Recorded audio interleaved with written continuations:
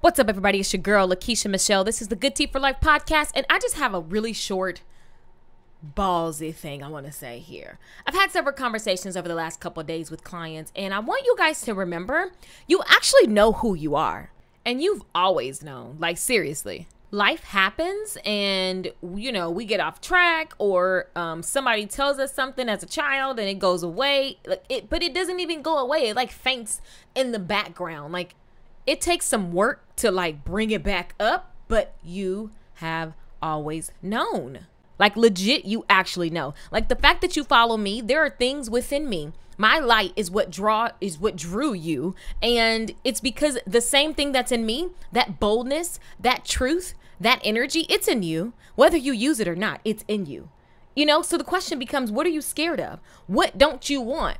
Why won't you unleash? I know what it feels like. Like when I'm not being all of me, I'm shrinking down because I don't want people to think I'm too much. I don't want to sound this way. I don't want people to blah, blah, blah, blah, blah. It's always other people's opinions for me. And I'm like, oh, nope, stop. And I just get back into being me. Like I launched whatever I felt like launching. I look at so many things that are trendy now and that are literally here to stay. I was doing it years ago and I can literally go back to videos where I'm talking about all these things and I'm really seeing into the future of what is going to be a permanent thing. The people around me were like, no. And I'm like, yes. And I just kept going and kept talking about it and kept selling it and kept showing up and shifting and owning what I actually was feeling in the moment and going for it. And my biggest job is to be me the way that God designed me to be. It's not to hide my energy. It's not to hide my voice. It's not to hide my gift of business. It's not to hide any part of me. I am me. And I think that's a lot of problem, especially with Christian community.